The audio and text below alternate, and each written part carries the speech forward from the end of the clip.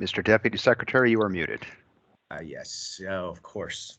Good afternoon, everyone. When the Lieutenant Governor asked for a motion for the minutes and for each agenda item, Deputy Controller Carlson has agreed to move the item, and Deputy Treasurer Hill will second the motion.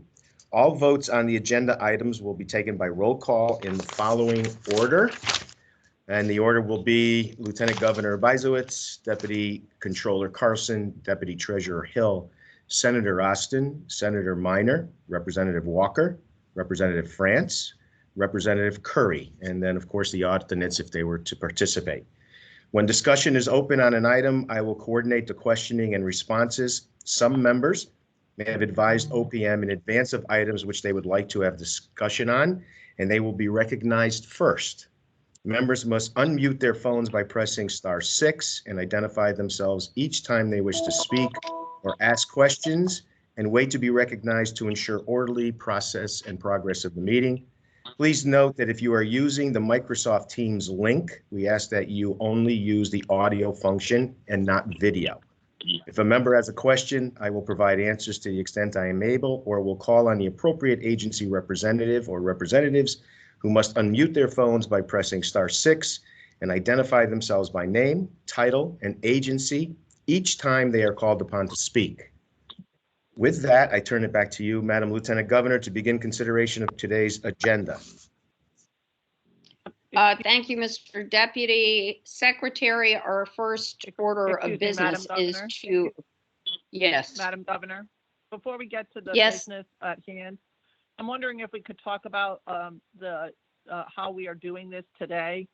I just find it very hard to do this via phone, and would like to make the recommendation that this always happens so that we can see each other, making sure that our voices are being heard and that the public can see that we're actually participating. So whether it's through Microsoft Teams, or it's through Zoom or any other of the functionalities that are available, I find that this methodology is not as user-friendly for getting across the very important business of the state.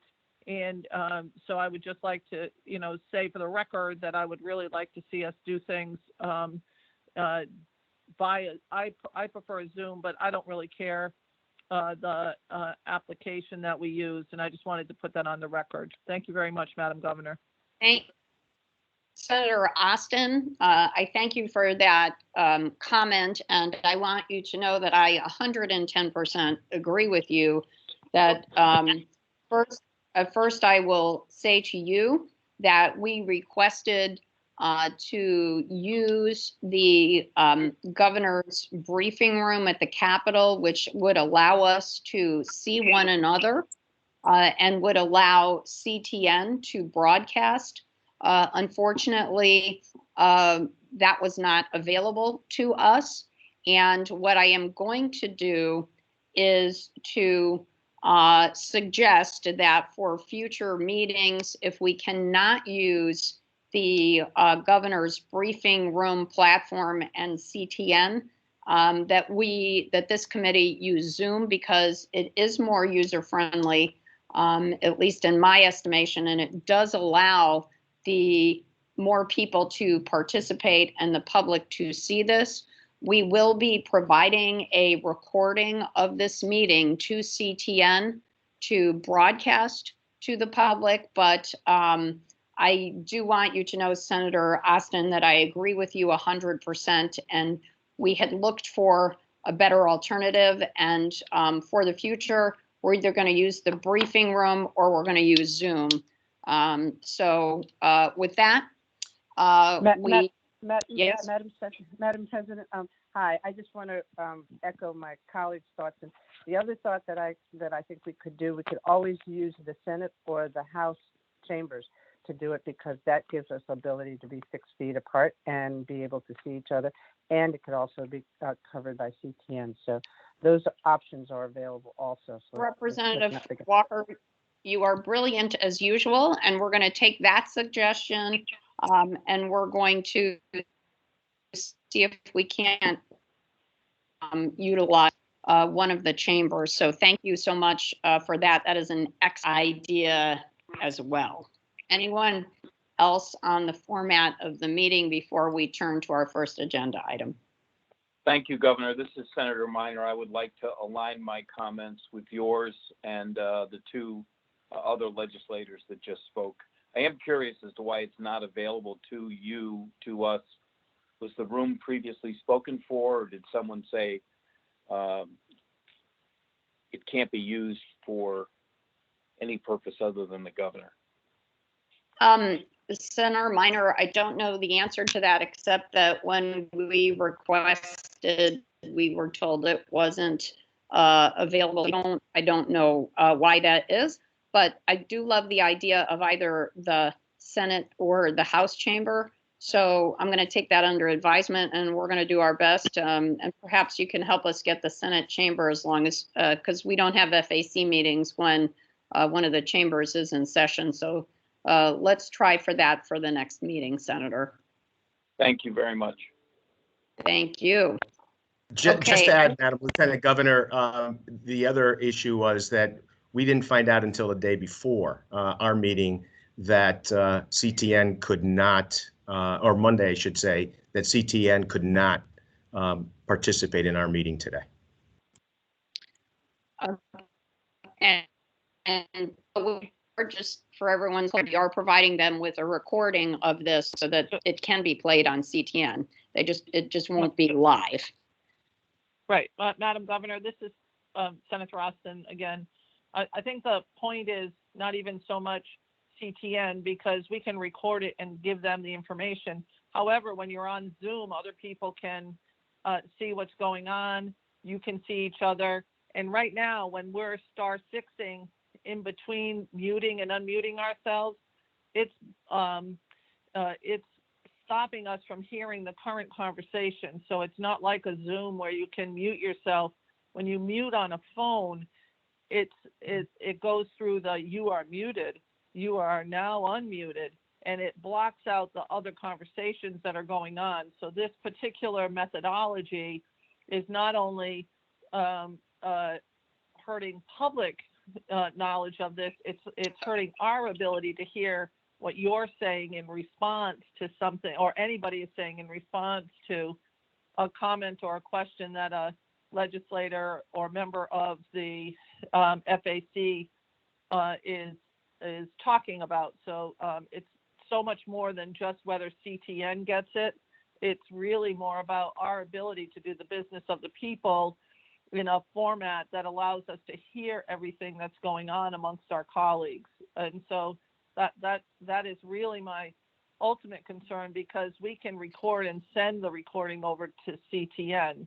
The bigger problem is, how are we communicating with each other to do the work that we are required to do and still hear the conversation of other legislators?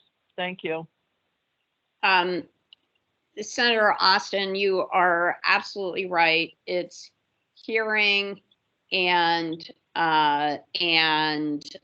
seeing both that are important. So now we are going to go on to our first order of business, which is to approve the minutes of the January 7th meeting. And I will entertain the motion to approve the minutes from Deputy Controller Carlson. Move. Okay, it has been moved by Deputy Controller Carlson. Deputy Treasurer Hill, will you second the motion? Hill, second. Very good. So we have had the motion moved and seconded. Is there any discussion?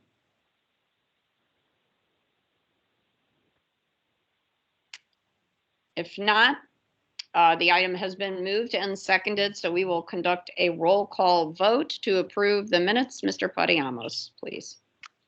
Lieutenant Governor Bysowitz, Yes. Deputy Controller Carlson, Yes. Deputy Treasurer Hill, Yes. Senator Austin, Senator Austin votes in the affirmative. Senator Minor, Senator Minor, yes. Representative Walker, Representative Walker votes yes. Representative France, Representative France votes yes. Representative Curry, if you are here, Representative Dathan,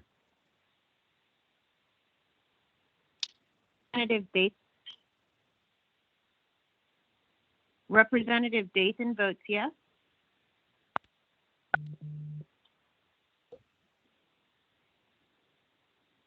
thank you. And the minutes have been approved. We have 6 items of new business before us today. And the first is FAC 2021-05 through FAC 2021 through 10. So Deputy Secretary Diamantis.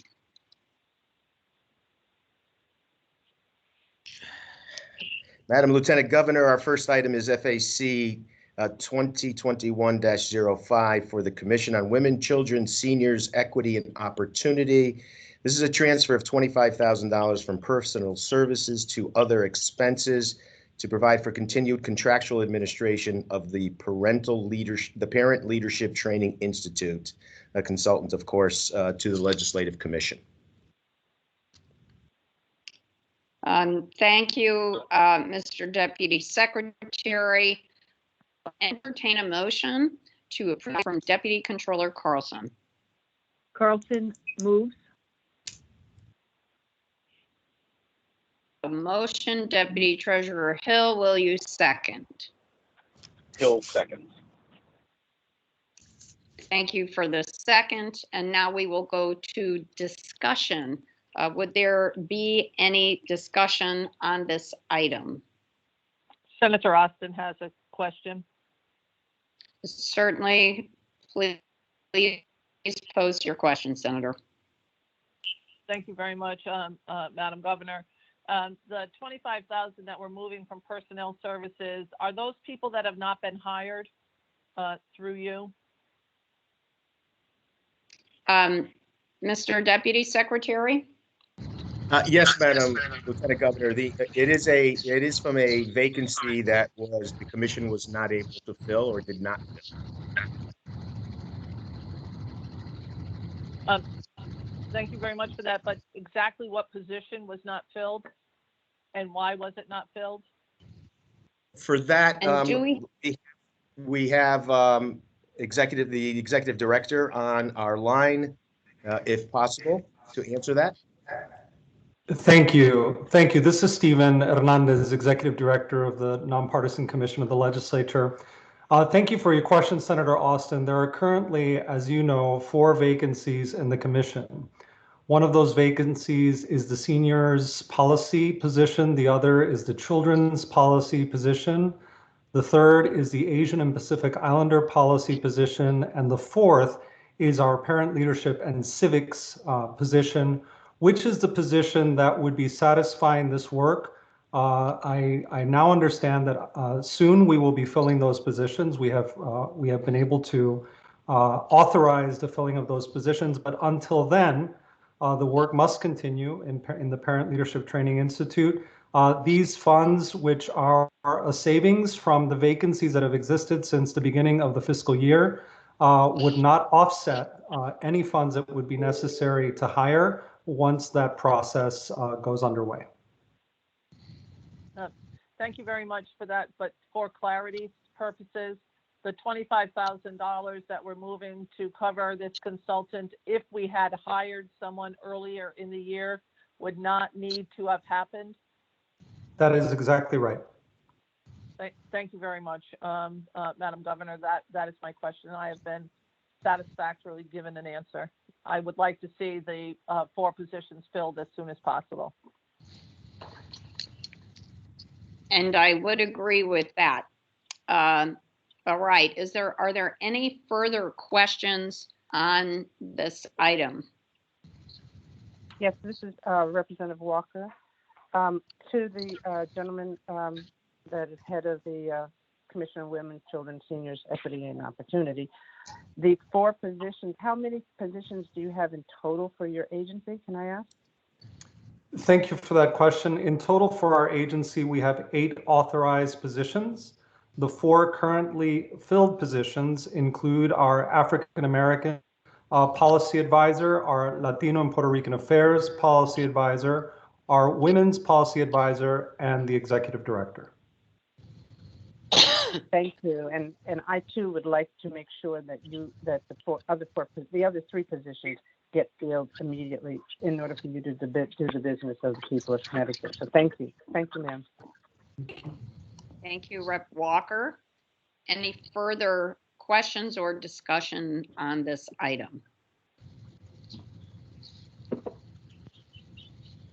Hearing none, Mr. Potamianos, if you could please call the roll. Certainly. Lieutenant Governor Bysowitz, Yes. Deputy Controller Carlson, Yes. Deputy Treasurer Hill, Yes. Senator Austin, Senator Austin votes in the affirmative. Senator Minor, Senator Minor, yes. Representative Walker, Representative Walker, yes. Representative France, Representative France votes yes. and Representative Dathan. Representative Dathan votes yes.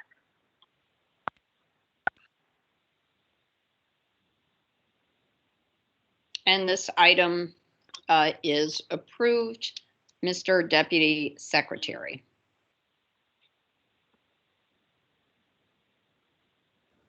Mr. Deputy, you are muted. Madam Lieutenant Governor, the next item is FAC 2021-006. It's for the Department of Administrative Services. It's a transfer of $3,209,559 from personal services and from rent and moving to the other expenses and IT services accounts to support technology, licensing costs, and costs related to human resources administration. Thank you, Mr. Deputy Secretary. I'll entertain a motion to approve this item from Deputy Controller Carlson. Carlson Okay. moves. Thank you. The Madam item has President? been, yes, Oh, I just had a question. who is this? Is this Representative? Sorry, Dathan? Representative Dathan. Yes, Representative Dathan. I believe we need to Uh, move and second the item oh. before we enter discussion phase. Yeah, Representative Dathan, we will be happy to entertain your question. We need to get this item moved and seconded. And so I'm sorry. it has been moved by Deputy Controller Carlson. Yeah, no worries, no worries. Deputy Treasurer Hill, will you second? Hill second. Thank you so much. All right, Representative Dathan, fire away. I just want to get an understanding about this 3.2 million. I understand that we have some unfilled vacancies within the DAS, and I'm wondering if this change is for headcount. And also, is some of you talked about the tech and licenses, are these having to do with the Microsoft 365 licenses, or are they other HR related systems? So I do believe that we have with us today our DAS Commissioner and our Chief Operating Officer, Josh Jabal. Are you with us, Josh, to answer that? Yep. Good afternoon, Madam Lieutenant Governor and Representative Dathan. You're correct. The licensing is for Office 365. And your first question with regards to personal services, this is a carry forward from last fiscal year, fiscal 20, where we did have delays in filling some roles. These are adjustments that we would have done in the prior, midterm budget adjustment had we had one. So we're transferring these funds now to cover the project work that's ongoing. Okay, and I understand we have some rescissions. Do in we the have account. any further discussion on this item? Madam President, can I ask another question?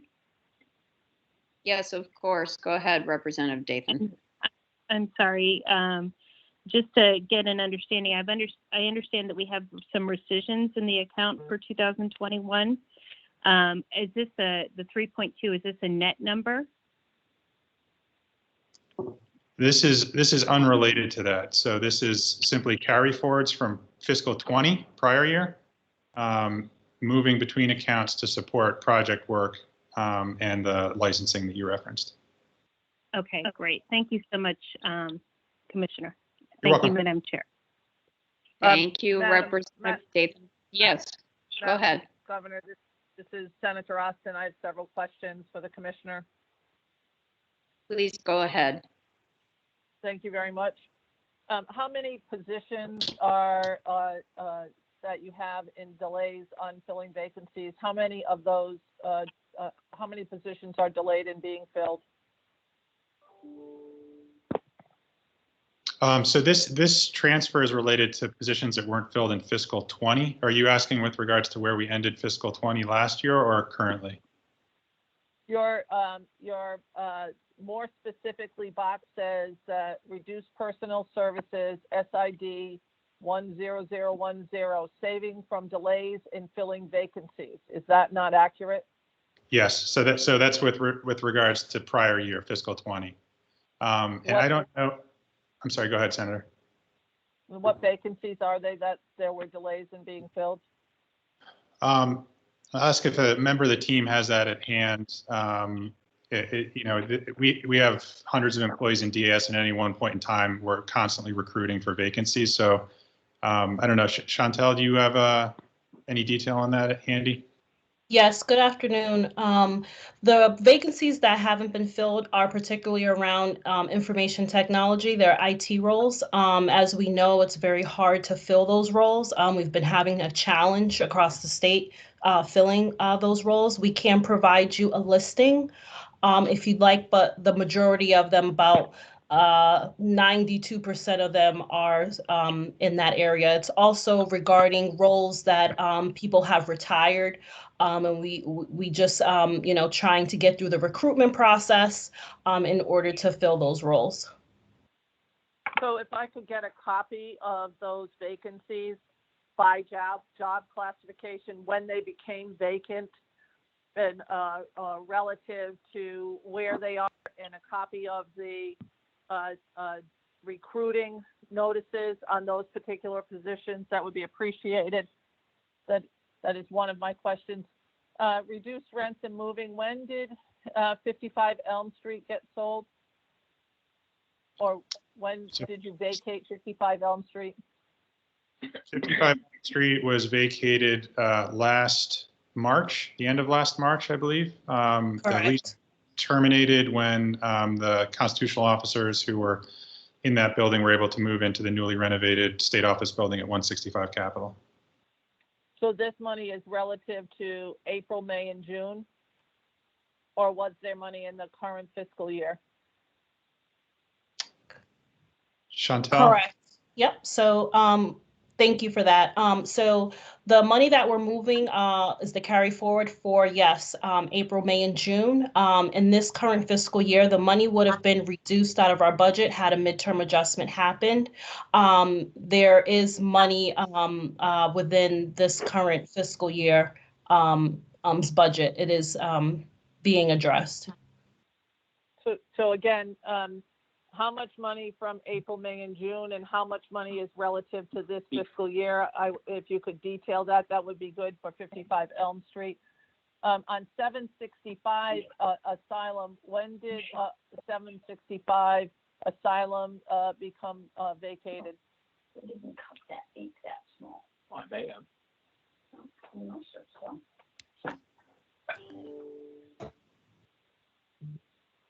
Do we know?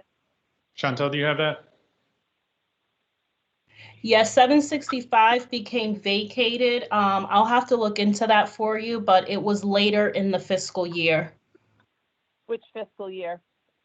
I believe it was this fiscal year. All right, if you could get me those, when that became vacated and what months that was relative to? Yes. Is that money still in the budget? Are you using additional money that's relative to those both 55 Elm Street and 765 Asylum that were in the budget? I have 2 or 3 more questions, Madam Governor. Please go ahead, Senator. Okay, so when you're looking at what you're doing with moving the money into areas, one is for consultants for the HR centralization. When were those consultants hired, and what is the total contract on that? I'll hand that off to our Deputy Commissioner Nick Herms.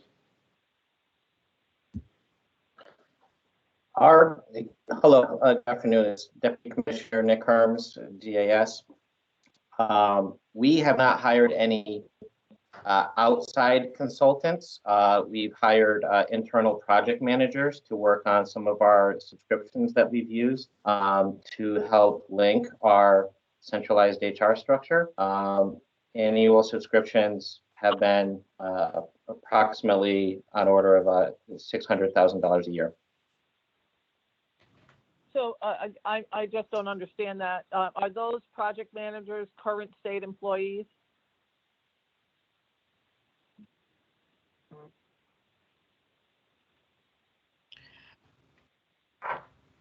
Good afternoon, Senator Austin. This is Chantel Vars with the Department of Administrative Services. The money that's moving in for HR is regarding to Consultant Consortium. It is a vendor that we're using regarding our PeopleDoc software in order to digitize HR files. This software, the expense is due to, it was supposed to go on to general fund coming off of bonding. The vendor is requesting a upfront payment. And so the agency was anticipating making this payment in the new fiscal year in increments. But because this is an upfront payment, this is the need for the movement. So, Chantel, if I could move on from that, that you have a consultant that is currently working on projects within the Department of Administrative Services. Is that true? This vendor does work for you right now? Yes, Senator. So the PeopleDocs project, just to give you the context, is one of the many initiatives trying to get the state government into the 21st century here. They're scanning personnel. So all of our old-fashioned personnel records and filing cabinets, paper files, they're being scanned, and then we're going to have an online platform called PeopleDocs that will enable both our HR professionals as well as employees to get much faster access to personnel records. And this was a project that was, as you know, initiated before the pandemic, but has been exceptionally helpful during the pandemic, particularly with a lot of people having to work from home and therefore being able to access records without having to, go into the office necessarily, and the wasted time associated with that. So that's a little bit of context on the project. So, if I could just finish that question, is this a vendor that you have within the Department of Administrative Services that you're extending the work that they were originally hired to do? I don't know about the word extending. This is the work that they were originally hired to do. But they're asking for an upfront payment that was not in the contract that you signed with them. Why are they asking for an upfront payment? That was the terms of the contract. Was this put out to bid? This extension of the work? What this indicated by an FAC that you said it was normally going to be bonded work. Why are they asking for an upfront payment that we knew nothing about? If that was the terms of the contract, why did we not know about it? If that was the terms of the contract, why was that not already budgeted? If that was the terms of the contract, why are we just hearing about it and moving money that comes from not filling vacancies and money that was left in the budget relative to reducing rents on properties that we sold or moved out of. Senator, this is Deputy Commissioner Herms. The project is nearing an end, and we've financed the project build through capital funds, and we are transitioning the cost of the future subscriptions from capital funds to the general fund. So I would just like to see some more detail. If you could send me a copy of the contract and the total outlay of that contract, so I could see what that is, because this is surprising to me that we're moving $3 million around when we're not hiring positions that would lead us to not necessarily use consultants. So I would really like to see more detail than we have here today. I'll listen to my colleagues' questions, but that's where I am right now, that I need far more detail on this issue. Thank you very much, Madam Governor. Thank you. This is Representative Walker. I'd like to, I have a few questions, please. Please proceed, Representative Walker. Thank you. This is to the commissioner. I remember back on August 13th, we did a FAC in DAS, and the FAC, if I remember correctly, was targeted about $3.2 million to a consultant to do the work that you are describing now. At that time, I do believe, I think it was 800 and then another 1.9, and it was consulting to do, and if I read this correctly, it was to address the the employee retirements that are supposed to be targeted, and the report was supposed to come by June, and it was moved up to March. Is this the same contract that we are adding more money to? No, Representative Walker, this is a completely different initiative. What the prior FAC was with regards to the CREATES initiative around the retirement cliff that's coming and the consulting study there. That's completely unrelated. This is related to the modernization of our internal HR practices. This is a separate contract, so this is a separate consulting contract from that, yeah. The one that we had in August. Yeah, I think you're, if I can just try to clarify, this People Docs project, this is not consulting in the sense of, coming in and doing research and writing a report. This is what we do every day, which is hire outside organizations for short duration projects with very specialized requirements. So in this example, this is a company that has, kind of large scale scanning systems where we're literally boxing up personnel records. They're taking them, they're running them through this massive scanner, uploading them into this new software platform. They finish the project, then they're done, then they're gone. So it's, Senator, back to kind of finish up Senator Austin's question, this is not work that we would hire people to do, because then we just have to fire them, 6 or 12 months later when the project's over. And we don't have the, industrial size scanning machinery to do the work. So it's the very, very common, typical kind of project-based work that's short-term in nature that we work with third parties to do all the time. Okay, I'm going to go back to one of the original questions that Senator Austin asked for, which was how many vacancies or positions do you have? And I know Chantel said that of the vacancies, 92% of them were IT, but we never got a number of the vacancies that you have Okay. right now currently.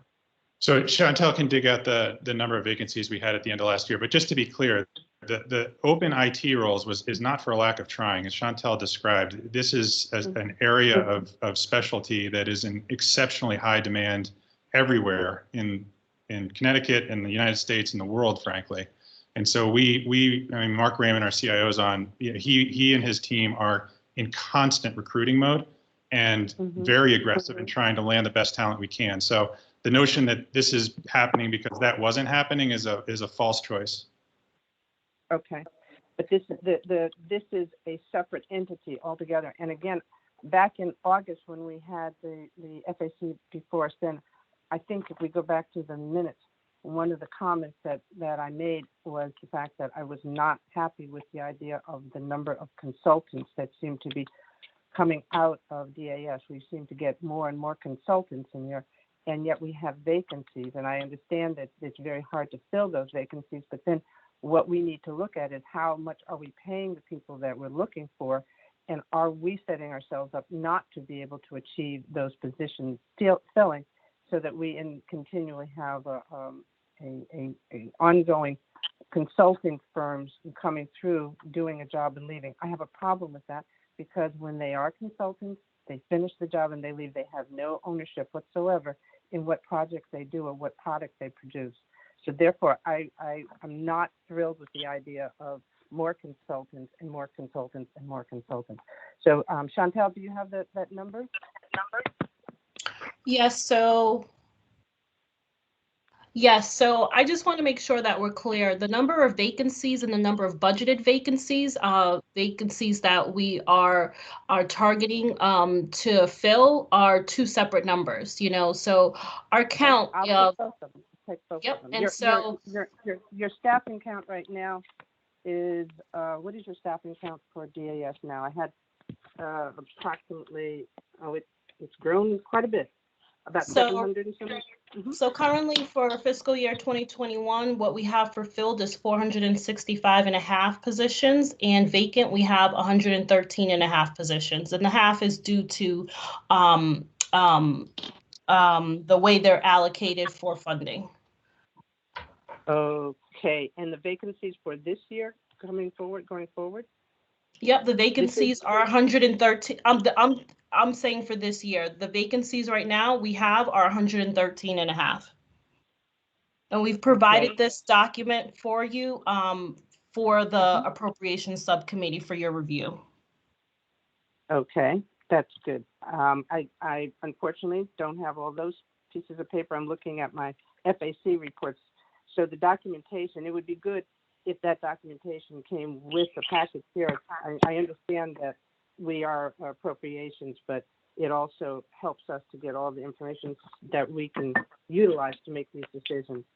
I'm going to sustain asking any more questions at the moment. Thank you. Thank you. Thank you, Representative Walker. Are there any other members who would like to ask a question or add to the discussion? This is Representative France. I have a couple questions. Sure, please proceed, Representative France. Thank you, Madam Governor.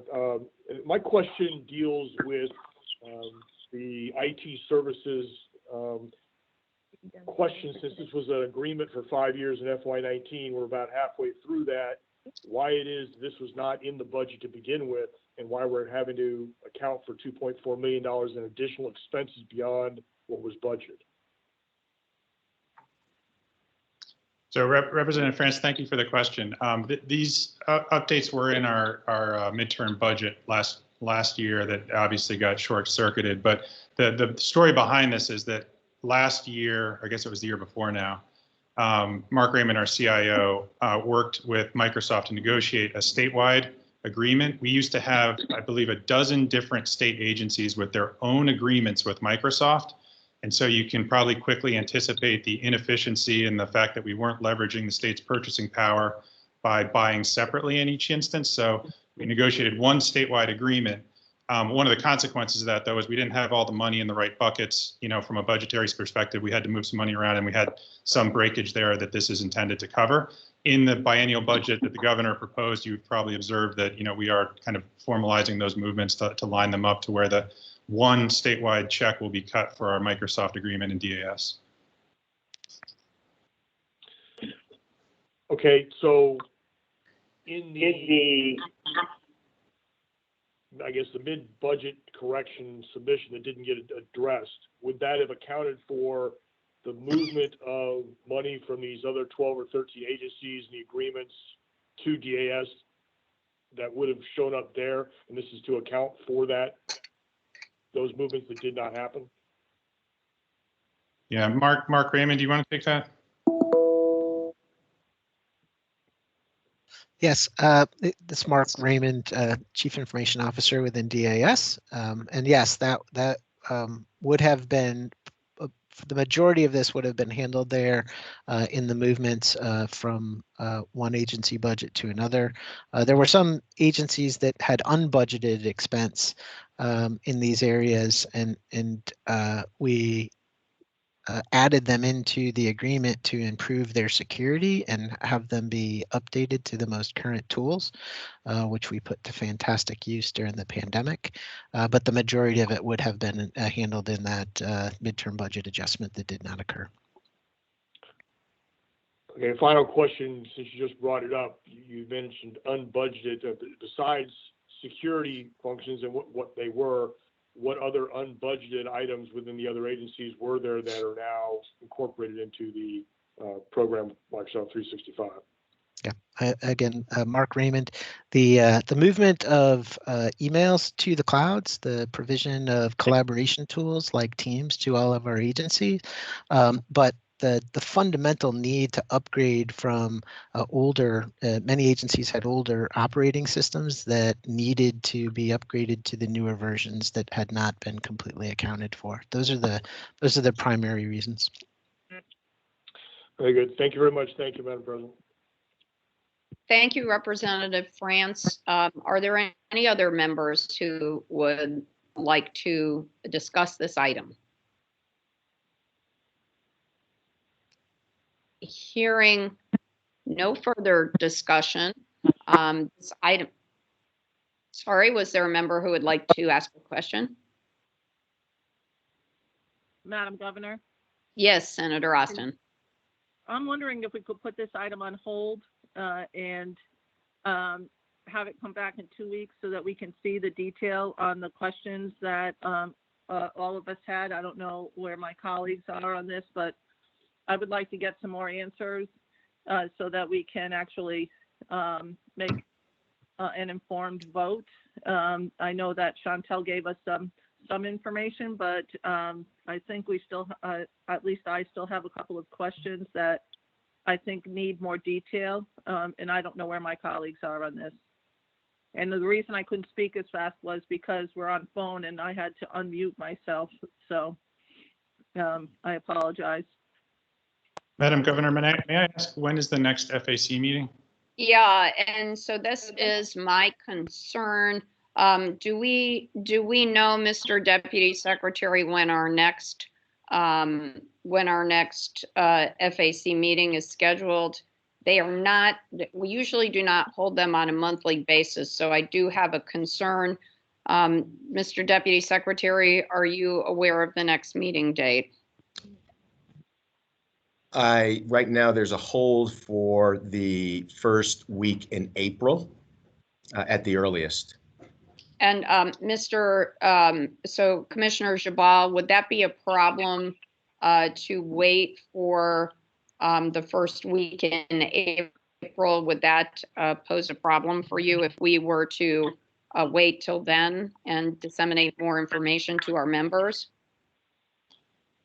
I believe it could be disruptive to some of the project work, and from a cash flow perspective, I can defer to some of my colleagues. I'd rather continue to answer Senator Austin's questions if we could and just get this moved forward. I mean, I think that I'm a little concerned she's being left with a misunderstanding of what's going on with this project. It's fundamentally, as we often do when we have short-term project-based work that has very specialized skills or equipment required, we frequently work with outside third parties to get that work done quickly, efficiently, and go on their way, so that we're not left with the equipment or headcount that we no longer have a use for in state service. So it's temporary, it's specialized, and it's helping to modernize state government where we have so much need in highly paper-based processes that don't work well, particularly in the context of a pandemic and a heavy teleworking environment.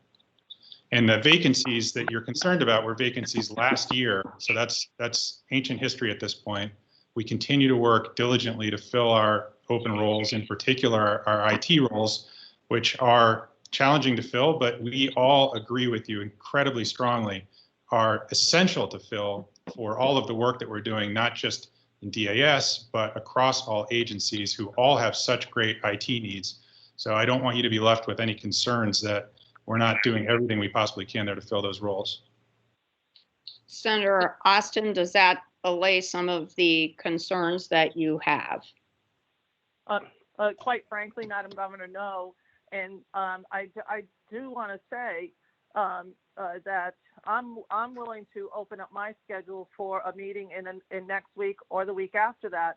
But to have an FAC meeting where we're asking questions and people thinking that we're just automatically going to approve something is a little problematic for me. And that's the sense I get here, that our questions, while being asked, the commissioner, all due respect, I love the work he's doing. I think we should modernize things. But to think that we're just going to automatically approve something is problematic to me. And if my colleagues can come back in a week or two so that we can get these answers, I think that that's fine. If they want to vote to approve it as it is right now, if we're not going to put it on hold, then I would have to vote in the negative, because I still have questions relative to this project and these movings. And I don't think that we're going to get them over the phone. I don't know that we have never been told that we are pro forma to the FAC process. If we are going to be pro forma to the FAC process, then you don't need to invite us at all, and you could pass it with just the executive branch folks. But I have a huge problem with assuming that my vote can be answered when I say I have specific questions relative to this.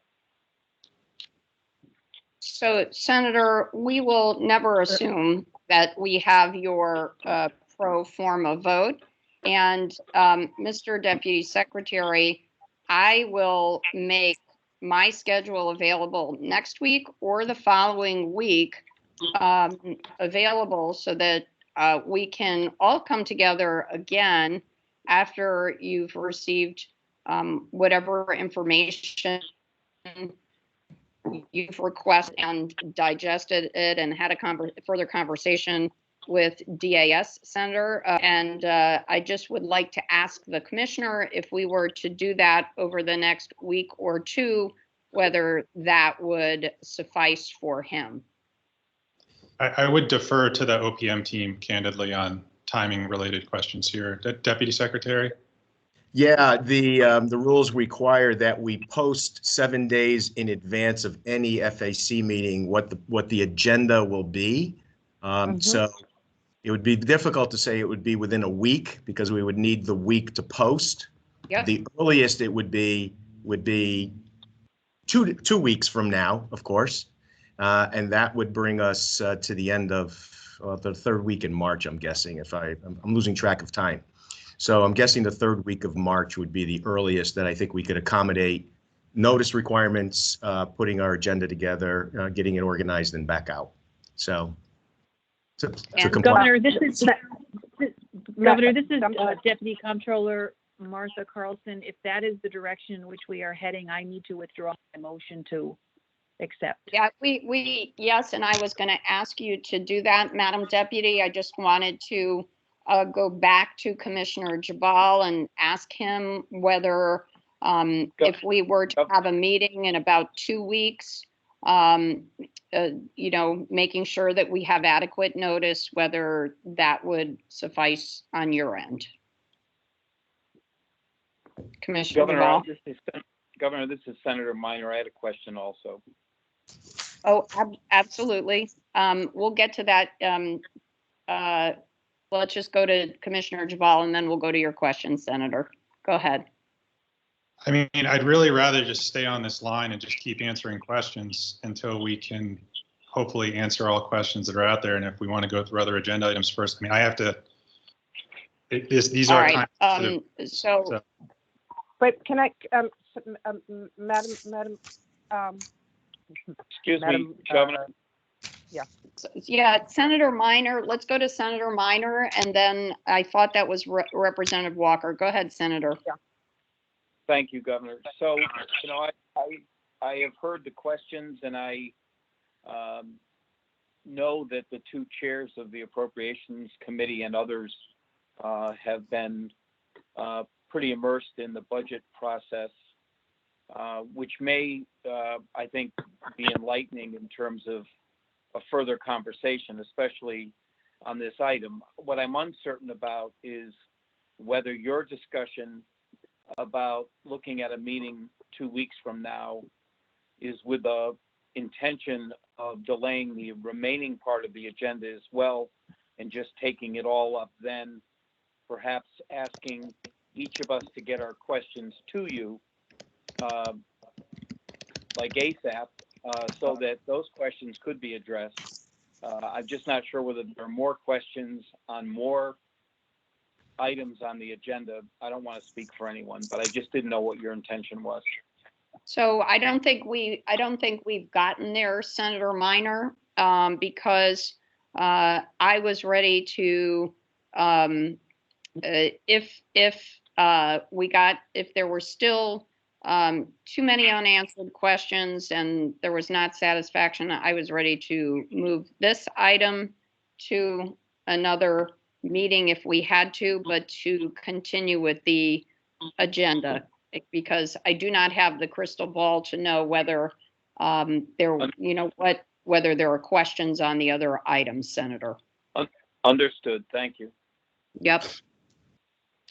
Representative Walker, did you have a question or a comment? Yeah, no, thank you, Madam Governor. Yes, I was just going to say, my math is fuzzy, but if they have to post for 7 days, I would think that if we posted today for a meeting in 7 days, it would mean that we could get it done in a week if we could get all of our questions covered in a week, and that would make the time frame much shorter, and it might not interfere with Commissioner Jabal's timeline that he has to address, but it could also make sure that we have the answers in writing so that we can feel comfortable with moving forward with that. So that would be I think my math is closer to yours, Representative Walker, but we do appreciate our numbers partner at OPM. I do think within the next week or two, we could do that if necessary. Madam Governor? Yes, Senator Austin. This is, I'm not interested in carrying all items over. I do have questions on other items. I don't think that they're difficult questions. I think on this particular issue, everyone on the committee has asked a question, and I think that creates some problems. In order for us to move forward, if we put a hold on this item and move on to other items, I think that would be fine from my perspective. I'm not saying that everybody's on board for that. I'm saying that for me, at this point, based on the questions that have been asked and my uncertainty that those questions answer, the answers you have given really answer the questions I have. So I would prefer to put this item on hold. And if it's not on hold and we go through the vote, I will be a no until I get my questions answered. And I can't get those questions answered by a phone call with Commissioner Jabal, as well-versed as he is and his team are in this issue. I need to see those numbers, and I can't see them over a phone call. So, I would appreciate it if we would just put this item on hold if we can, and move on to the other item. Madam Governor, I just want to add into that because So I think our numbers are different, Madam Yes. Governor. However, here's the other parts that I'm adding in that I am not a whiz on. And that is, I understand two things at the moment. One, OPM does not have a Zoom account, so we can't do Zoom here. Two, we would have to request a meeting room, and that usually takes a little bit of time, and I cannot guarantee that in the announcement that we would have the ability to know that we have access to what rooms to accommodate the very issues that all of us agree on, which is the ability to see everybody and to have that done, and certainly coordinate with CTN, not that they are the priority, but ensure that we are in a place to have this meeting. I just don't want to promise 1 week when I'm not the only player involved. And I have other entities that need to coordinate and ensure we have space. Even if it's in the House and or the Senate, there are rules to comply with in order to get access to it. And that doesn't usually happen in the same day. Yes, and I understand your points, and I will add, Mr. Deputy Secretary, that the Lieutenant Governor's office does have a Zoom account. So I would offer that if we were unable to have a meeting in one of our Senate chambers or House chambers, we could easily set up a Zoom meeting for the FAC so that we could all see one another and it would be easier to work. So what I would ask is if Deputy Controller Carlson would withdraw her motion, and that Deputy Treasurer Hill would withdraw his second. Madam President, before we do that, before you withdraw the motion, can I ask one more question, please? Representative Sure. Yes. So one question. Thank you, Madam President. One question I had is you mentioned in your response, and just dawned on me, that these were corrections from the midterm, which would have been at the 20 session, the 2020 session. Why are we waiting till now to bring these forward, and why weren't they brought forward in late summer or early fall last year to make these corrections? What was the delay for?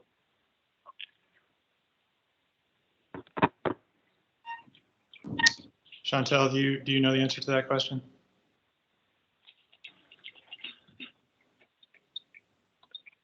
Good afternoon, Chantel for DAS. The reason we delayed, we were trying to just kind of work within the pandemic. We understand that it was very tough to get everyone together for an FAC. So we were really just trying to kind of just be flexible and do everything we could before we were brought to a meeting in order to be able to do this. There were a lot of things happening over the summer. And so we were just trying to be proactive to make sure that we were, making the best use of your time when we're asking to transfer money from one account to the other. Okay, thank you for that answer. Thank you, Madam. Thank you. So, Madam Governor, yes, Representative Walker. Yes, in all due respect with what Chantel said, we had a meeting just January 7th, which was the only thing we had on there was DETD, and so we had another meeting, and I don't have all the other FACs in there, so I would like a little bit more detail on that answer. Thank you, ma'am. Thank you. All right, so Deputy Controller Carlson, would you please withdraw your motion? Carlson, I withdraw the motion. Okay, the motion, and Deputy Treasurer Hill, would you withdraw your second, please? Hill withdraws the second. Thank you. So we will put this item on hold, and Mr. Deputy Secretary, could you please proceed?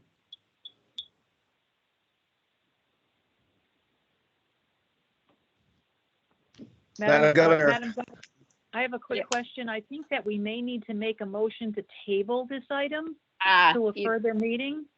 Yes, so we will, I will entertain that motion from Deputy Controller Carlson. You're supposed to table it to a date certain, but I will make the motion that we table this item until sufficient information has been delivered to the questioners in this item, and OPM can schedule another meeting in a relatively short period of time. That was a well-worded motion. Okay, Deputy Treasurer Hill, would you second that motion? Hill seconds the motion. Thank you very much. So that item will be tabled until the next scheduled meeting of the FAC and until further information is provided to the questioners. So with that, Mr. Deputy Secretary, can you please proceed? Sure. Lieutenant Governor, the next item is FAC 2021-07. For the Office of Consumer Counsel, this is a transfer of $14,985 from personal services to the indirect overhead account to pay costs that carried over from fiscal year 2020 to fiscal year 2021. And I thank you so much. I would entertain a motion to approve this item from Deputy Controller Carlson. Carlson moves. Thank you. For the motion, Deputy Treasurer Hill, do you second? Hill second. Thank you so much. Is there any discussion on this item?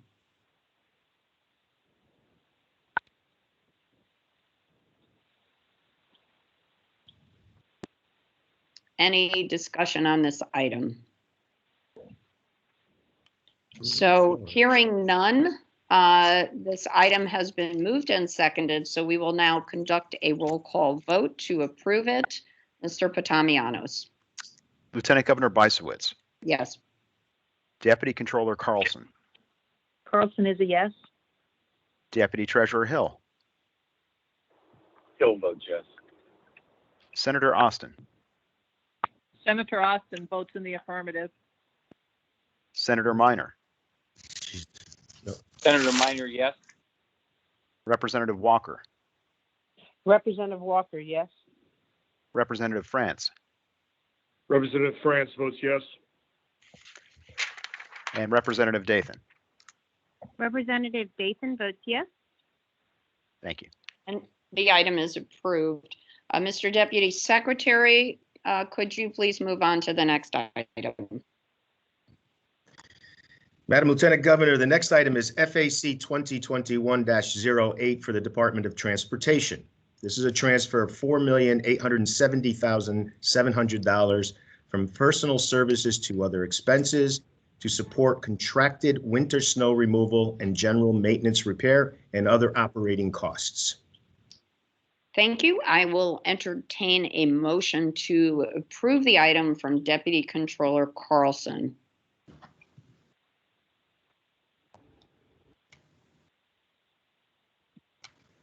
Carlson moves. Thank you for the motion. Deputy Treasurer Hill, will you second? Hill second. Thank you. Is there any discussion on this item? Madam Governor, this is Senator Austin. I have a question. Yes, and do we have someone, the Commissioner Giletti or someone from the Department of Transportation ready? I'm sure we do, so please proceed with your question. We do. Great. Yeah. Okay, great. Senator Austin. Thank you very much. How many positions are relative to $4,800,000 and some $1,000?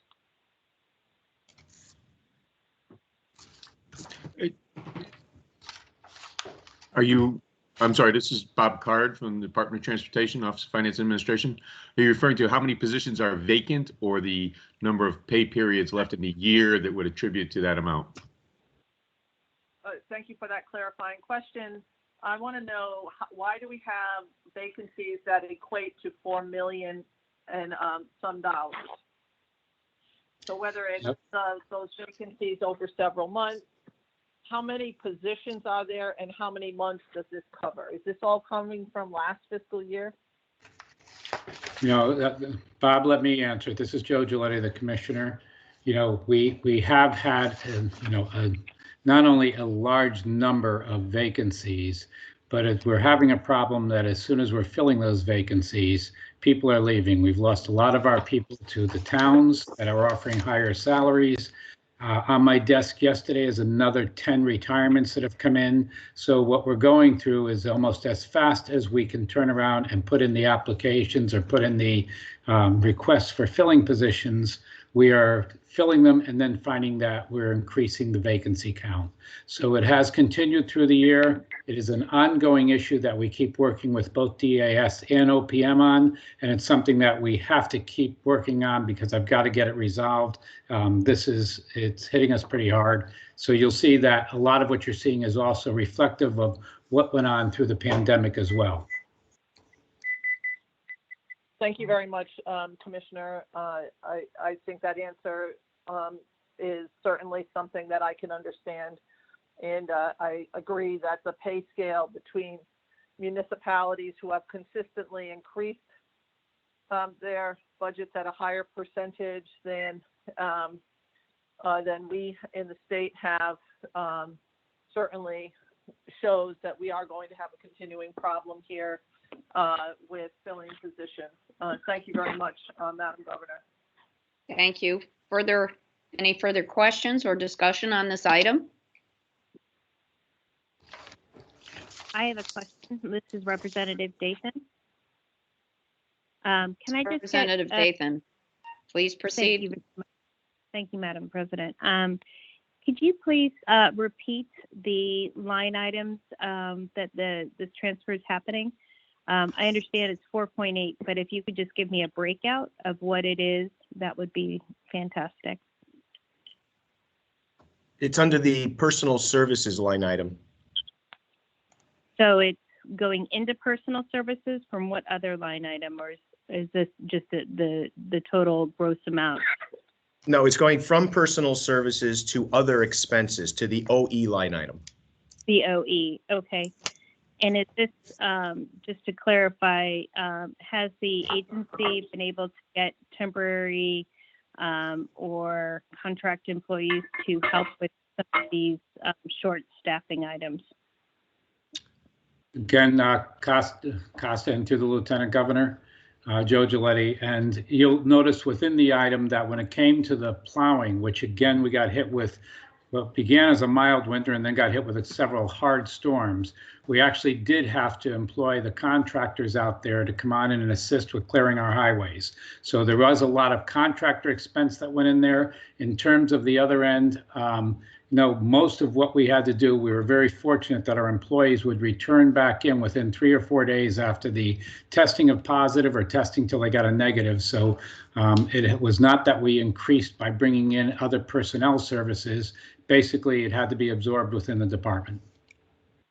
And my last question, Commissioner, thank you very much for your explanations. Is there any overtime element to this 4.8 number? Jen, unless Costa wants to jump in on this, Deputy Director Costa. No, from our end, when you say is there overtime associated, within the budget, there's a budgeted positions. And what we're doing is we're showing that positions that we were not able to get filled, the amount of money that was budgeted for those positions, it's what's being used to go and pay for the other expenses. And I will turn around and again turn to Deputy Commissioner Costa to go and straighten me out if I haven't said it correctly. No, you have, and in fact, in their PS line item, there's roughly $14.3 million there, of which would still leave them approximately $9.5 million in their PS line item. And just to support what the commissioner was indicating, they've been continually reaching out to us to fill various positions. There are currently some position requests before us now, I believe to the tune of about 100 positions that we are reviewing right now with them, in the process of doing that. So it is that line item, and they continue to have funds available to them to keep up with their turnover.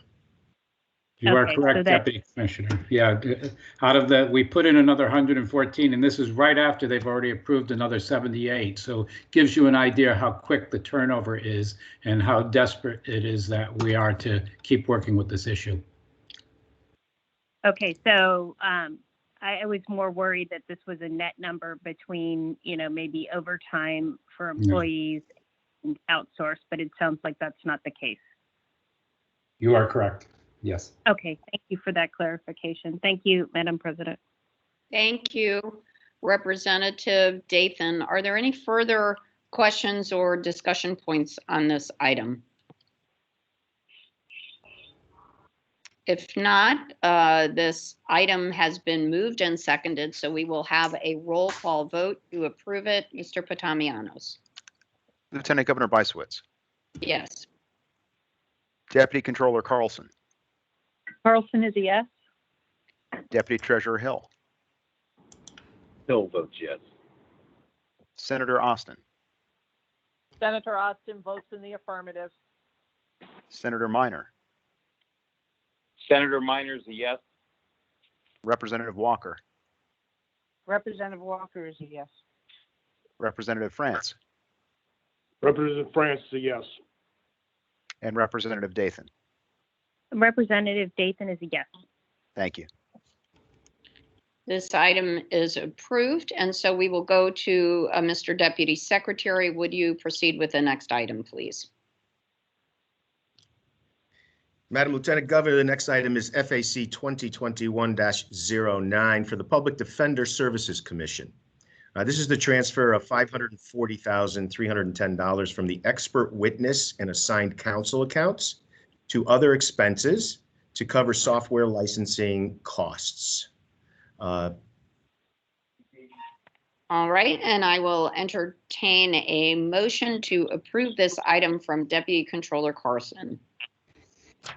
Carlson so moves. And Deputy Treasurer Hill, will you second? Hill second. Thank you. Is there any discussion or are there any questions on this item? Representative Dathan has a question. Yes, please go forward. Through you, Madam President. Is this the case management system that we are looking at in this year's current budget? I know this year's current amount is $384,000. I'm just wondering if it's the same item. Why is it more than the case management system that is in our budget? So we do have someone from the Public Defender's office with us. Could they identify themselves and speak to Representative Dathan's question, please?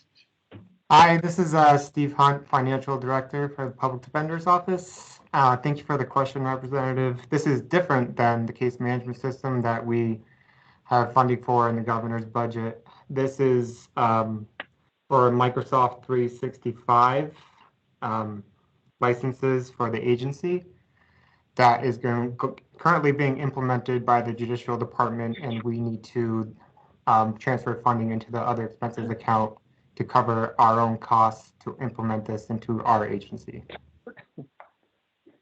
May I ask another question? Yes. So my understanding is that DAS was handling the Microsoft 365.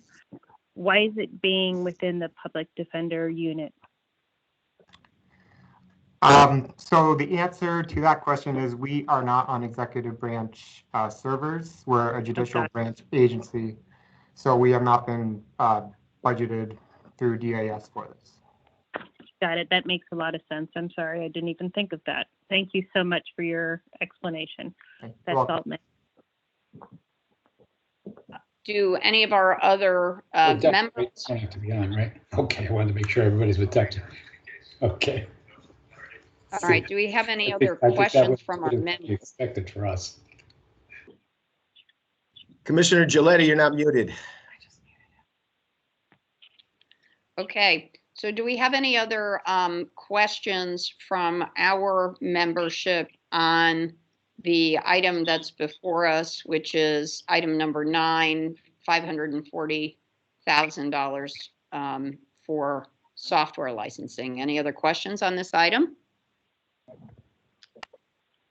Hearing none, the item has been moved and seconded, and so we will now have a roll call vote to approve it. Mr. Potamianos. Lieutenant Governor Byswitz. Yes. Deputy Controller Carlson. Carlson, yes. Deputy Treasurer Hill, Hill votes yes. Senator Austin, Senator Austin votes in the affirmative. Senator Minor, Senator Minor, yes. Representative Walker, Representative Walker, yes.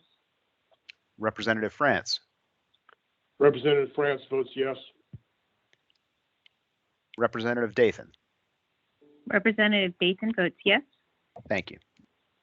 And this item is approved. So, Mr. Deputy Secretary, will you tell us about the final item, please?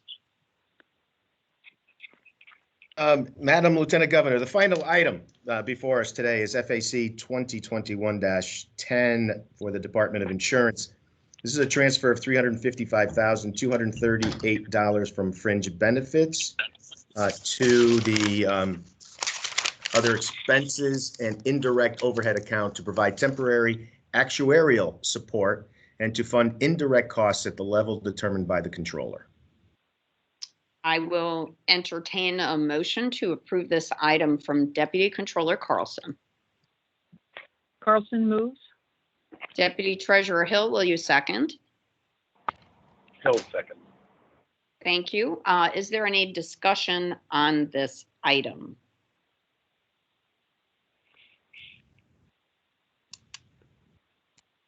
Any discussion on this item?